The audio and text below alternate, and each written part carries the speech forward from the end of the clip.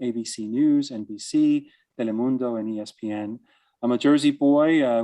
Jason and I were talking a little bit before the session started. We're both from the Northeast, and certainly we'll be talking about our experiences and how that helped shape not only the person that we are, but the leaders that we are.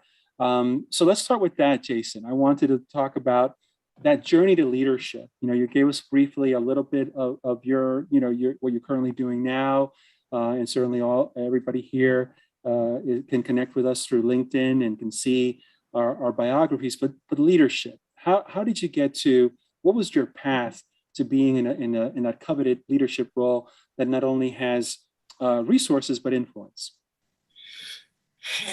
I would say that it's an ongoing journey to leadership, and it continues. And I have to start back when I was a kid. I'm lucky enough to have two incredible, supportive parents. I've had great coaches and teachers and mentors and managers my whole life that instilled confidence in me. I'm a second generation Cuban Dominican American, and my parents came over, my dad when he was 14 from the Dominican Republic, and my mom when she was 2 from Cuba. And they just had that hardworking immigrant mindset and just grinding it out and not complaining about anything. And they instilled that in, my brother and myself. My dad was a Marine, makes him even more of a hard worker, but my mom is tougher than my dad even to this day. But this all goes into forming the person that I am, that leads me to get opportunities to be successful. And I don't want to underplay it, but I was a wrestler my whole life, and the coaches that I had, and the fact that they instilled the confidence, they brought the talent out of me. That's always helped me in every aspect of my life, because I know I have to work incredibly hard to get my eventual goal. And that's wrestling taught me to do that, and I've used that throughout my life in every position that I've been in order to be more and more successful. From a kind of like a work history perspective, after I graduated college, I started work at AOL. I actually started work at Moviefone, and then a month later, AOL bought Moviefone. And for those on the Zoom that don't know, you used to be able to call up 777 Film, and you would say the name of the movie you wanted to see, and then we'd give you the locations in and around your area. But that was kind of like one of the first digital jobs out there once AOL bought us. So I sold sponsorships at AOL, and then moved over to the New York Post and sold print and digital advertising there. Then moved over to Interactive Core and sold search advertising. Then to Warner Brothers and started really selling video advertising, and started a management role at Warner Brothers. And then lucky enough to move over to CBS about 12 years ago, which, I would say my career really blossomed when I got to CBS.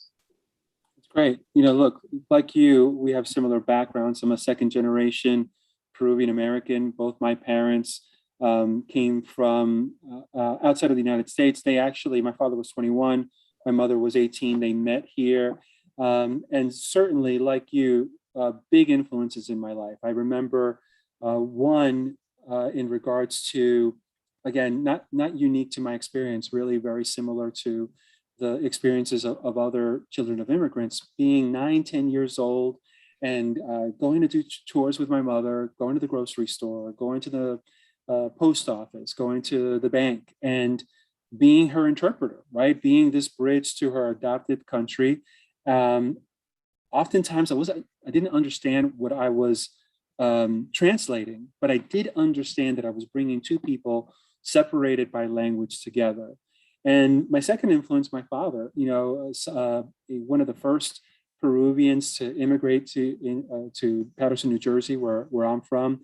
And I remember going with him to the airport on weekends during the week to pick up total strangers, people from his neighborhood, families, and helping to find temporary housing, temporary work. So communication and working with the community were really two bedrocks that not only helped shape who I am today, but my interest in communication and in certainly journalism. Because as I started to become self-aware and understand that I was privileged, that beginning with my parents, I was the first in my family to get a higher education, it was not only because of their hard work, but the people who also help support them. So for me, to be able to give back in a not just say thank you, was to work in journalism, and beginning with Spanish language media, in producing content that was not only informative but empowering.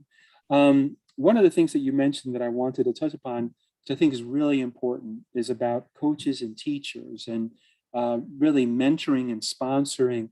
Tell us a little bit about the importance of early on in your career and for others to identify those people that, like our parents, have a great influence on us professionally and personally.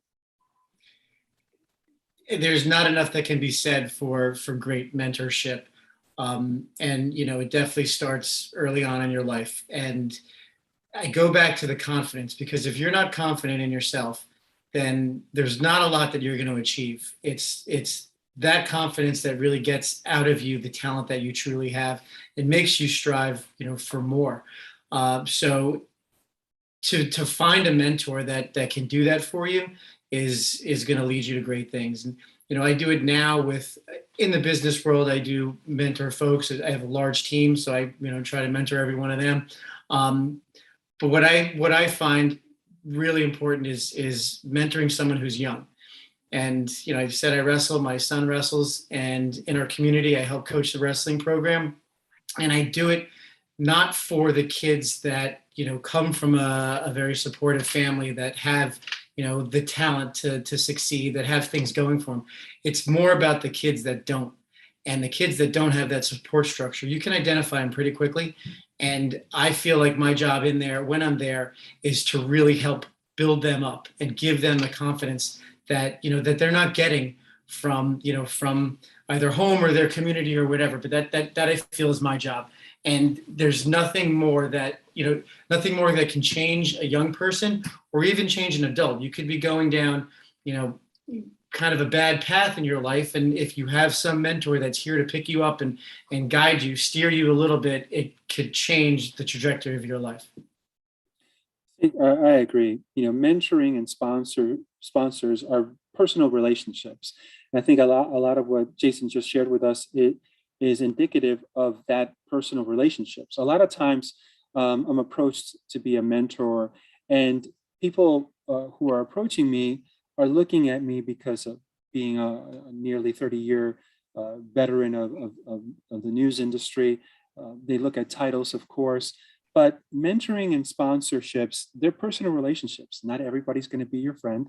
Not everybody's going to be your significant other.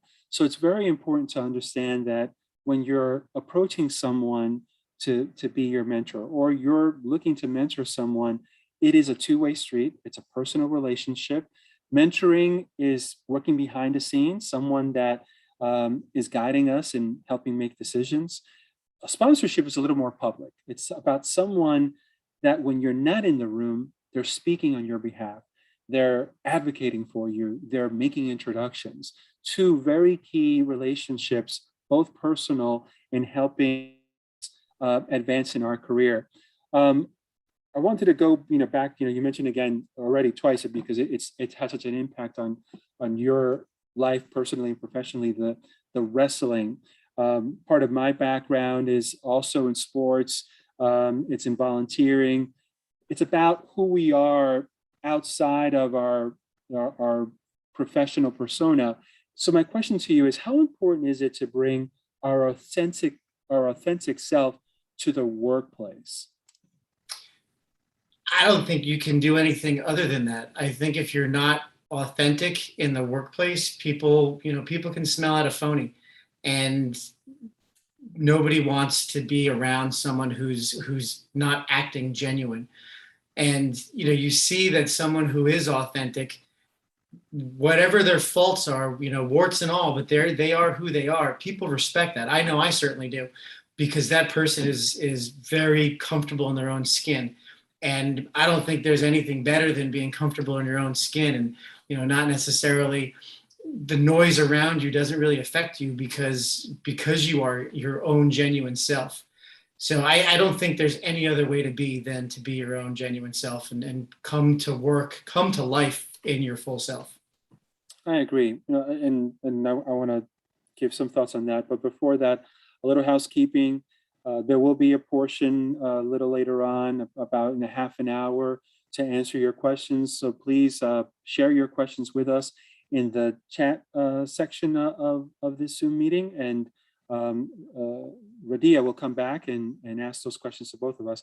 I absolutely agree. There's no substitution to being your true self in the workplace. I do think that in some cases, and I don't want to generalize, it could be a double-edged sword. Certainly in the work that I do, we're both in media, but in different departments. I will tell you that my experience has been somewhat a sort of seesaw. I think that there's at least in my mind, no substitution for being myself. But a lot of times, and especially in certain workplace cultures, there's a version of me that they'd like that is much about their comfort zone versus who I am authentically. And I think we'll dive a little bit more about that and the lack of diversity, equity, and inclusion.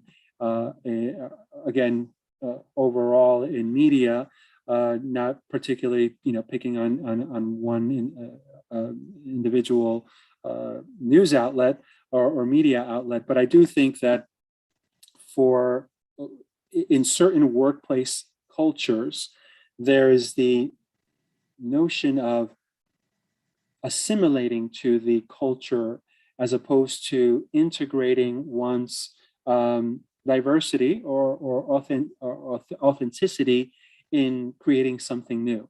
So let's talk a little bit about that, because I think we're both examples of course, that in media, despite the fact that statistically speaking, we are in the minority, because statistically speaking, and a couple of weeks ago, Representative Joaquin Castro came out with a survey that found that overwhelmingly Hispanic Latinos are underrepresented in mass media, both in entertainment industry and in the news industry, regardless of platform. So we're examples of a minority within this group. Why is it so difficult, do you think, for Latinos to not only get opportunities in the media industry, but also be able to move up the ladder and have some of those positions that have, again, like yourself, and I've been very fortunate to also have influence and resources? When I look around industry events, I don't see many people that look like me. We are so underrepresented in the advertising business specifically, and the publisher side. And I've thought about this since I graduated college and got into the business. I don't understand why more young, talented, people of color, Latinos get involved in this business, because it's so much fun and it's such a rewarding business, such a dynamic, changing business. And the question was about why Latinos aren't in leadership positions, but I think you go back to why there aren't enough Latinos in media. And that's something that we need to address at the college level. In my own personal experience, I've always wanted to be in advertising. When I was a kid, I loved commercials, and I thought I wanted to direct commercials. I thought they were like little mini movies, and I thought it'd be so much fun to do that. Fast forward, when I'm in college, I major in advertising at Boston University, and one of my, my mentors, my professor there, my advertising professor, he guided me more towards the business end of things, which is definitely, my strong suit. But I go back to thinking, if, had I not had the desire to be in advertising, second, had I not had the, great mentorship, I might not be in this business or be in the role. But I think what we need to do as a community and as folks as Latinos that are in media right now, is we need to talk to young folks, like us and say, listen, this is a great opportunity for you. We represent Hispanics are 20% of the US population, and we're single digits in terms of advertising, workers or media, people that are in the media industry. So there's a tremendous opportunity for us. But I just don't think a lot of folks know about it. I don't think a lot of kids know how exciting this job is, this business is, because it's not necessarily the most traditional job. And if you don't have a parent that was in media, or a friend that's in media, or someone to guide you towards media, you might not even consider it as an option.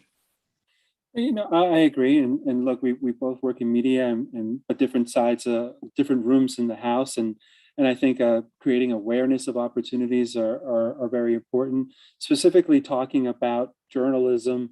I do feel that there is an abundance of interest, both in from students to also within the industry, in journalism in regards to Hispanic Latinos, but also I would say the same about members of the Black community, Asian American community, women, really overall marginalized communities. I think the biggest hurdle has been, and I've in my capacity as president of the National Association of Hispanic Journalists, of which I've served twice, and have worked with Viacom, CBS, as well as other networks. It's really about developing a bench, a strategy that is one part recruiting for sure, certainly at the entry level where there's a higher churn of opportunities, but also being strategic at hiring at the management level, mid-management level and above, where again, there are positions that have a trickle-down effect in regards to their influence.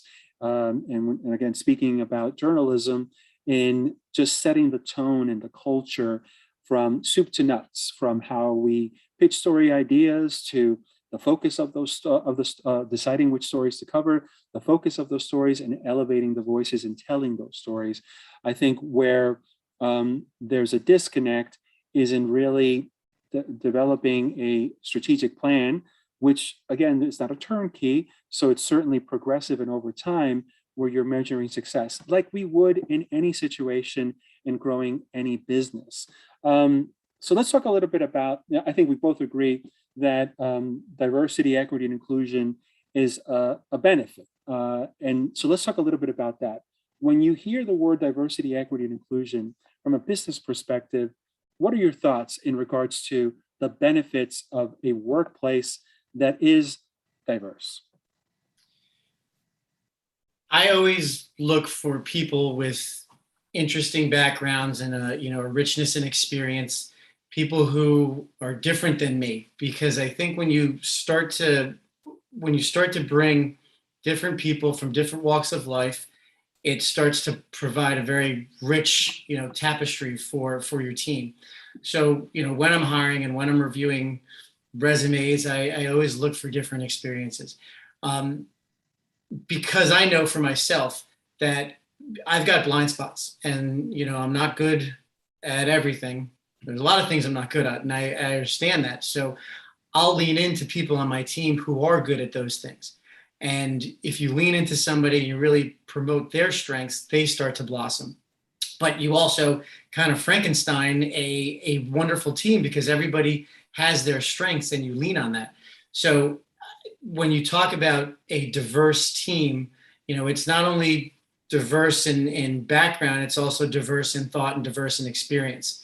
And that's what I try to focus on. And, I think by doing that, you can see the results, and the results grow. If everyone's the same, has the same mindset, you're going to stagnate and you're going to kind of spin your wheels, because no one's thinking, I hate to use expression, but outside the box. When you've got folks from all different walks of life and folks that have had different experiences, someone's going to throw out an idea that you've never thought of, or no one else has ever thought of. And that idea may be the one that propels you to success. I agree. And I'm glad you made such a point that diversity is more than just the optics. A lot of times when people hear the word diversity, they gravitate to race, they gravitate to gender, the things that we readily see. But it's also important to integrate the things that we don't see: experience, interest, sexual orientation, and other. And I think that that's important to elevate. I think also, you mentioned the census and the population. So US Hispanics are more than 60 million. And another important note of that is nearly $2 trillion in purchasing power. So when we're talking about diversity from a business perspective, it's important. And again, talking about Hispanic Latinos, because I think we could also say the same about other ethnic and racial communities. But when we're talking about Hispanic Latinos, to have people in the workplace that have unique insights that helps us have larger conversations to tap into that market, it only does better. And it's not just about the transactional process of growing your business, but it's also about developing culture and relationships with the community, which is, of course, so important with our community. The last bastion, I think, of loyal brand consumers. When for example, my mother used Tide to clean the clothes, and guess what? I'm using Tide as well. So that studies have shown that when you invest in this community, they invest back with you. So let's talk a little bit about that. How and a little bit about the power of media. I mentioned Representative Joaquin Castro talking about the study and talking about how media shapes the perception of non-Hispanic Latinos about who and what Hispanic Latinos are. What can we do in media to elevate the visibility and the voices of Hispanic Latinos that perhaps chip away at some of the stereotypes that are prevalent in media because of a one-dimensional narrative? The average American spends 4 hours a day watching TV, which is incredible. And we understand how influential we are. At Viacom CBS, we understand how influential we are in people's lives. So we're focused on not just who is represented in our shows and in our content, but how they're represented. I'm proud to say that I work for a company that was visionary, and we put Dora the Explorer on TV in 2000, and she was a 7-year-old Latina explorer. And that show was incredibly successful. And there's not a kid who was around in the 2000s or the 2010s that didn't watch it. I know that she was a fixture in my home because I've got 3 kids, and they all love Dora, and we walk around singing this song. My kids, it sparked curiosity and exploring, and maybe it helped my daughters feel even better because Dora, they look like Dora and Dora looked like them. So by elevating the way that we represent Latinos in media is incredibly important. And that's why at Viacom CBS we're very we've got a lot invested in the Content for Change initiative. So it's the content that we put on TV, and it's showing representing people in a positive way. It's also about the creative supply chain. So not just diverse representation in front of the camera, but also behind the camera by directors, writers, producers. And then it's the corporate culture. And we're a company of 20,000 people, a global company of 20,000 people, but I've never worked at a place that corporate culture is so important. And want everybody to feel like they're an empowered employee of Viacom CBS, and they have the tools that they need to be successful, and that they feel supported, they feel appreciated, they feel heard. So that's been a driving force at Viacom CBS for the past couple of years, the Content for Change initiative.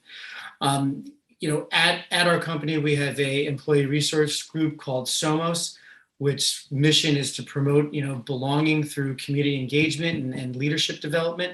And what Somos has done is basically created a community within a community. So it's a community of Latinos who work at Viacom CBS within the broader organization. So, folks feel that they have others like themselves within the larger company.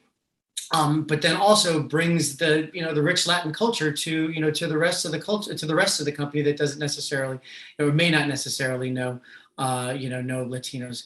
And then finally, with direct correlation to what I do, We own Pluto, which is the largest free ad streaming service out there. And on Pluto, we program 50 channels in Spanish. So it's almost 20% of Pluto content is programmed in Spanish. We work with 85 different content partners in order to program those channels.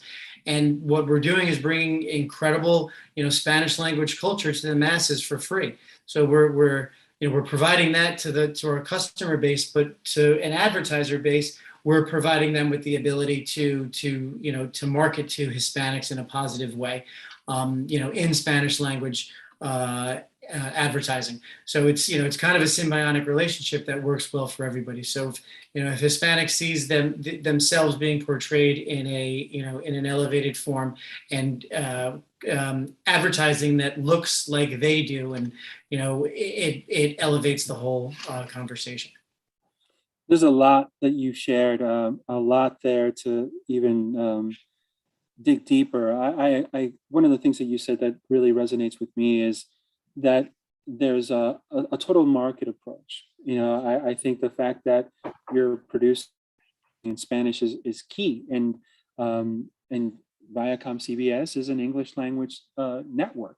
You look at Univision and Telemundo, and they're doing the opposite, right? A Spanish language network also producing content and messaging in English. And I think that's really important, because often when people see the word Hispanic and Latino, automatically there's an image of who and what we are. And it's often a caricature of who we are. It's overwhelmingly a person that's foreign born, overwhelmingly someone who is Spanish dominant. But again, mentioning the census, and not just this census, but previous census, more and more the population growth of Hispanic Latinos are US births, and not necessarily people immigrating to the United States. So to hear from you, an executive in a obviously very popular, very large media company, to have those sensibility, it automatically tells me that you're drawing from your own experiences and understanding this community. And I think that's really important. I think it's also important to be transparent. And again, through the work that I've done with NHJ and Viacom, one of the things that I can't say personally is that Viacom CBS has been very transparent about opening up and saying, we have challenges and opportunities in regards to some of the things that you've mentioned, improving the number of Hispanic Latinos represented in the news division, which that's the space that I work in. I think that's really key, because in order for us as individuals, departments, companies, to get from where we are to where we want to go, we first need to take inventory of where we've been and where we are. And a lot of times it's been my experience, a frustrating experience in working for NHJ, that media companies are very reluctant to be that transparent. NHJ is not an organization, it is a watchdog organization, of course, but it's not one that readily wants to, wag their index finger at media companies for not doing enough.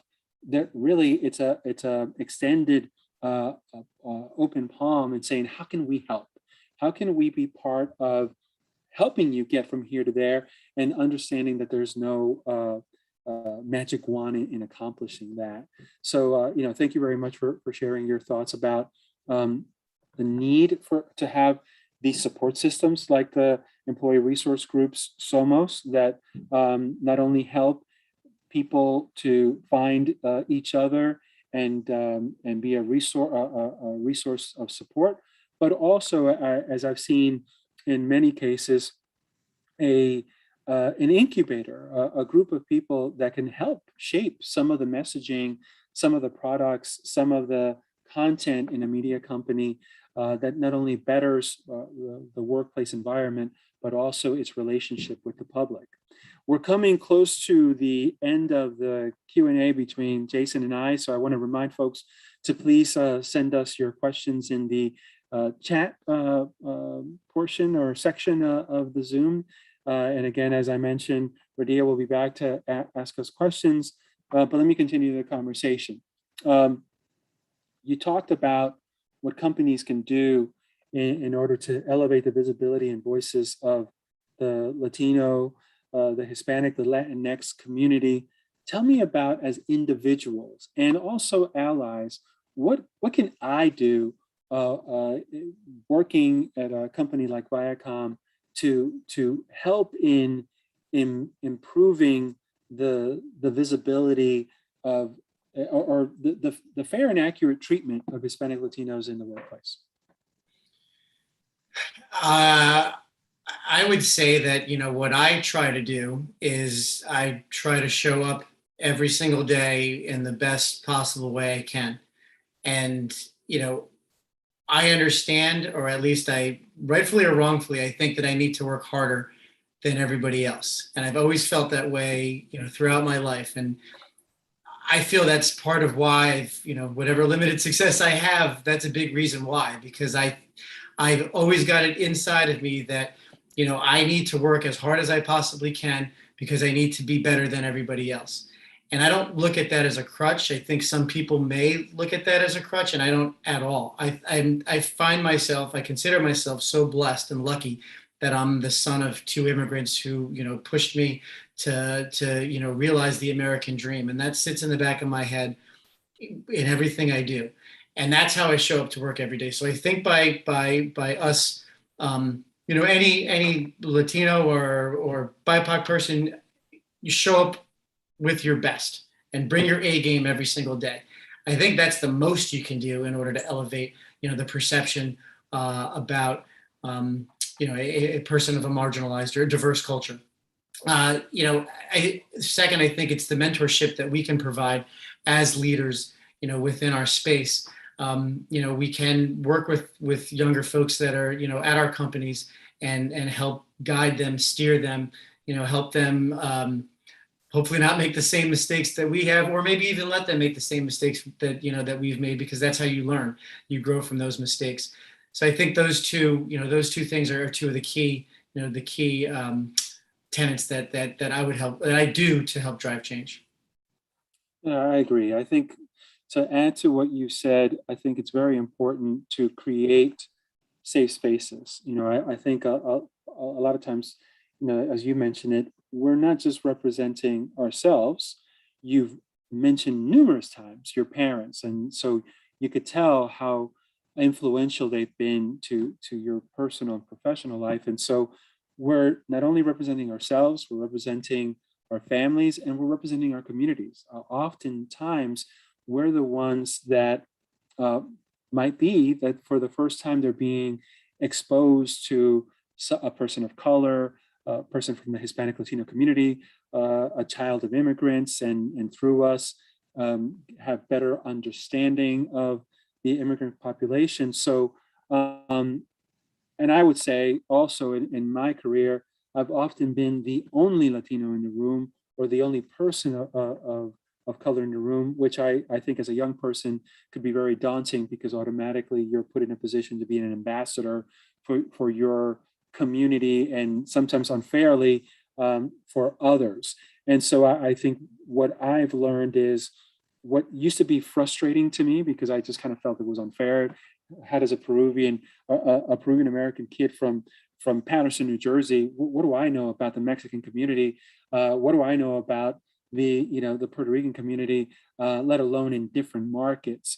But I think as I matured, that frustration really turned into an opportunity to create safe spaces, and really force me to learn more about my community, so that when we would have these conversations and people, or there would be a situation where someone would say something that was absolutely ignorant, and not really done with malintent, that then we could have a conversation where they would uh, allow me to tell them why what they said was incorrect, and harmful. And I think we don't do enough of that at the workplace. Create these safe areas for people to be able to ask questions, and to a point that you made earlier, um, be made aware of their blind spots, because we all have biases, we all have prejudices, and it's only by um, being made aware of them that we can work towards chipping away at them and improving them, but also surrounding ourselves with people who are different from us and collaborating in the workplace, whether you work in content development or you work in sales and marketing. So, Radia, I wanted just to see if there's any questions from our audience that you want to bring up. I know we still got about 5 minutes, but I wanted to see if there's a sort of 5-minute warning, or would you like us to continue the conversation? Well, we do have a couple questions. I could just throw one at you now. One says, speaking of authenticity, I've heard this quote, authenticity is greater than originality. Do you agree or disagree with this? Jason, you want to tackle that first? Yeah, I repeated the question to myself to think about it. And I do think authenticity is more important than originality. Sometimes originality, if you're searching to be original, sometimes you can wind up being fake. If you are authentic, you are who you are, and there's no changing that. So I agree with that statement. Well, I'm glad you went first, because you've changed my mind. I was thinking there's a correlation between them, and are they somewhat different? But you won me over. They're definitely different, and I do think there's no substitution for being authentic. And I think from being authentic, especially in an organization like NAMIC and its members, largely being members of marginalized communities, beginning with people of color, your authentic self, more often than not, will bring about original ideas, perhaps not to you, but to certainly in the workplace, again, because of, statistically speaking, how underrepresented many of our communities are.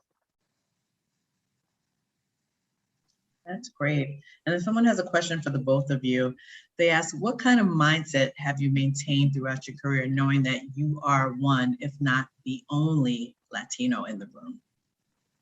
I'll start with that. I'll tell you, it's a source of frustration and inspiration. And I think I'm blessed and grateful to have been able to work again with some very storied franchises.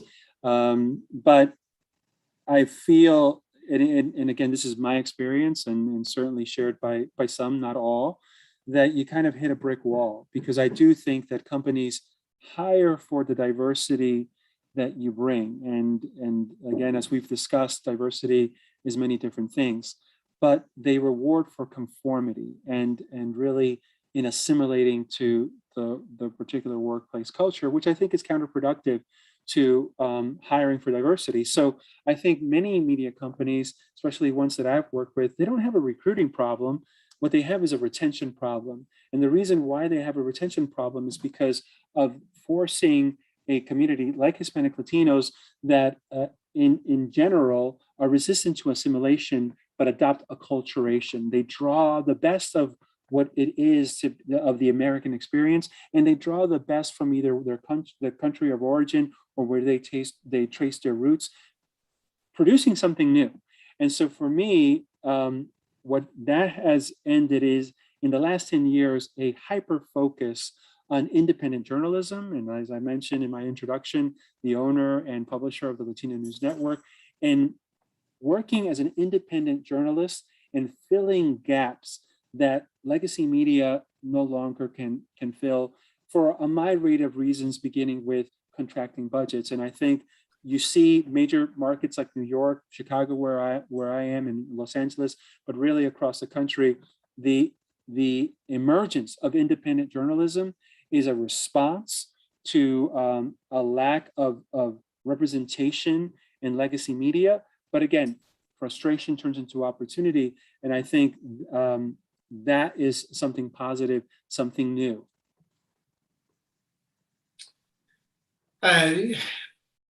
How do I feel being the only Hispanic in a room at times throughout my career? I would say that I wear it as a badge of pride, and it's almost like, I'm competing. For me, life is a competition, and I feel like I'm in the Olympics and I'm representing 3 countries. I'm a very proud Cuban Dominican American, and I want to make sure that, I bring my best to every setting. So, for me, again, it's something that drives me. If I'm the only person in there that, looks the way I do, or, loves black beans the way I do, or, all the things that make us, wonderful, wonderful Latinos, I find it's a driving force for me to do the best I can, because I do feel that I'm representing, a much larger culture and a much larger group than just myself. Wonderful. And then someone asked, has there ever been a challenge that you've faced at work, or were you able to turn a negative into a positive throughout your career? Maybe something that you were like, oh gosh, this is it, and then you were able to kind of turn it around and make it work for you. And that goes to either. Yeah, Jason. Yeah, no, I'll say that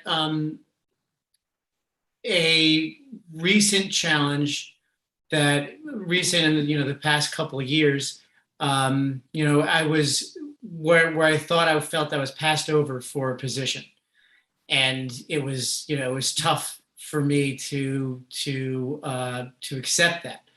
But through the help of some great leaders and a great leader, I realized that I wasn't ready for that position.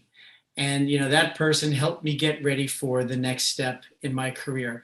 And I think it's you need to. I talked about blind spots before, but you need to understand where your deficiencies are. And if you can understand that and then work to get better, to fix that blind spot, that's where strength and growth comes. So it was a huge learning moment for me in my career. Frankly, the biggest learning moment I've ever had in my career. And it's helped me to be a much better manager than I ever was. For me, it's been about moments where, and I've been on both sides of this conversation, it's either someone has enlightened me and helped me question what I thought was truth. And really, look, we're all products of our environment. We're products of our upbringing, our education, what part of the country we grew up in, our sexual orientation, our race, our gender, etc.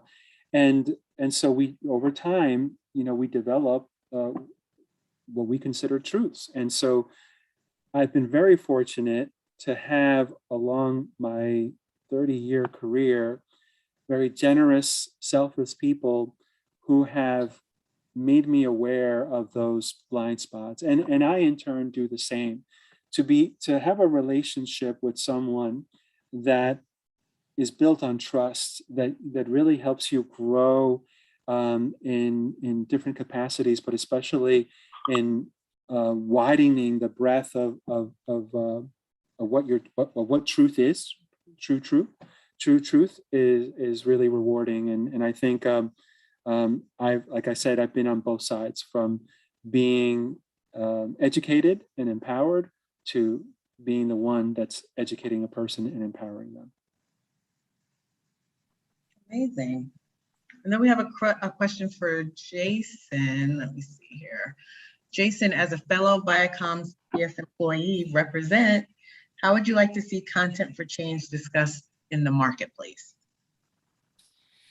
Talk about, if it's about my marketplace, the advertising marketplace, we've been, our DE&I efforts we discuss with our clients, and we've been discussing them for years now, and it's ramped up over the past year, I would say. But I think the community, the advertising community, wants to hear what we're doing. So we, as salespeople, we're evangelists for content for change. And it's fun. It's exciting to talk about it, to talk about all the things that we're doing. So, how I'm affecting that is by talking about it within the advertising community. And they understand it. And our goals almost, most times align. With most advertisers, they align with what we're doing from this perspective. Mm-hmm. How important do you think are employee resource groups. Do you think everyone should join?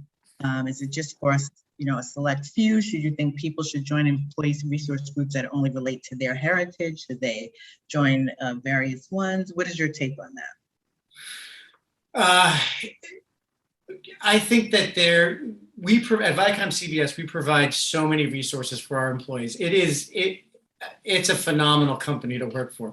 There are so many things for our employees to leverage, no matter where you're from, who you are, what your background is, what your need is, and which is what makes it such an incredible organization. I do think that participating in these groups is, it's a great thing. It creates a community within a community, like I mentioned before, and I think that can only be helpful.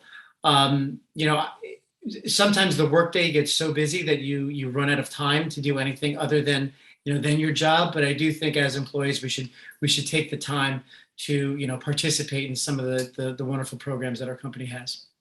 And I'd like to add that because I think it's a really important question, and it is a constructive criticism that I have of the organization of which I'm mostly associated with, the National Association of Hispanic Journalists, is that it's wonderful to be with a group, whether it's in person or virtual, where I don't have to code switch, right? They get me because we have a common background. We might not all be Peruvian Americans, but we're Hispanic Latino, and so we don't have to code switch, but we're talking to ourselves. And we need to be having those conversations with larger groups of people that are not like ourselves, with members of not only marginalized communities, and there's some commonality in that, but importantly with the white community. If we're just talking to ourselves, we're not really going to be effective in productively pushing for equitable change. So I think employee resource groups are great, but you should join different ones, or you should look to produce events where you're integrating with one another. One of the things that I think personally we can do to affect positive change is to change our habits. Now right now we're still very much working remotely, but before COVID, one of the things that I would do and I would say to others to do is, who are you having lunch with? Why don't you make it a point every week, once a week, go to lunch with someone you don't know, someone that's different from yourself. Have engaging conversations with people you don't know that have different experiences, backgrounds than you do. I think we don't do enough. We, again, as human beings, want to be comfortable, but it's in being comfortable and uncomfortable that we're really going to innovate. Because if you feel uncomfortable, that means something new is happening. And no matter what department you work with, whether it's in media or not, that's a good thing. Yes, I definitely agree with that. Let me see, one more question here. How do you keep yourselves motivated? What puts the battery in your back? I've got a wonderful wife, 3 kids, and a little dog named Pancho, and their livelihood depends on me, and that's all the motivation I need. It's providing for my family. Mm-hmm. I am a very goal-oriented person, and I have a type A personality, and I want to be the best at everything I do.